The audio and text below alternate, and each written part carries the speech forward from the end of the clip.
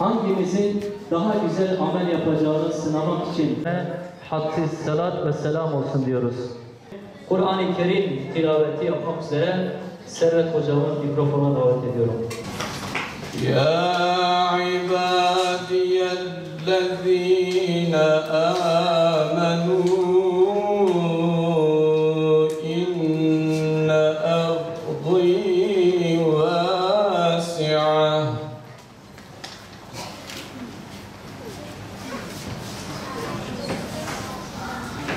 واسعة فإياي فاعبدون.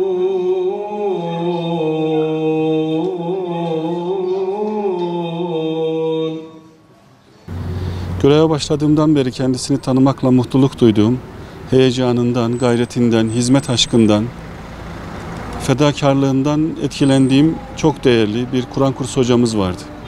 Sanki bir çalı kuşu gibi Adapazarı'ndan kalkmış gelmiş Diyarbakır'ımızda, Diyarbakır'ımızın Kur'an kurslarında Diyarbakırlı hemşehrilerimize hizmet etmek için canhıraş çalışan bir kardeşimizdi.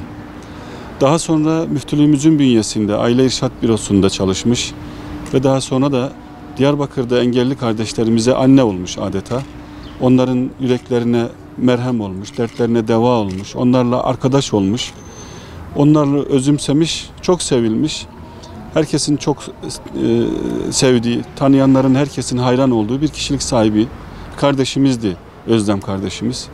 Biz de hakikaten kendisini tanıyınca mutlu olduk ve böyle bir hizmet aşkı içerisinde olan arkadaşımız olduğu için Rabbimize hep şükrettik. Onunla birlikte güzel projeler yaptık. Ancak kader-i ilahi hükmünü icra etti. Her fani gibi o da vadesini doldurunca Cenab-ı Hakk'ın emriyle ahirete göçmüş oldu. Elin bir trafik kazasında kardeşimizi Erzincan'a, akrabalarını ziyarete giderken yolda geçirmiş olduğu kazada çocuğuyla birlikte, küçük yavrusuyla birlikte vefat etti ve 2 gün önce de toprağa verildi. Biz kendisine Cenab-ı Hak'tan rahmet diliyoruz. Allah'ımızın onu affetmesini niyaz ediyoruz. Onun hakikaten iyi bir kul olduğuna, hizmet erbabı bir hakiki mümin olduğuna şahitlik ediyoruz. Burada Diyarbakır'da onu tanıyan herkes de aynı şeyi söylüyor. Makamı cennet olsun. Biz de burada arkadaşlarımızla birlikte ona vefa borcu olarak Kur'an okuyoruz. Mevlid-i Şerif ve Hatmi Şerifler okuduk. Onun ruhuna bağışlayıp ruhunu şad etmek için bize düşen vazifeyi yapmaya çalışıyoruz.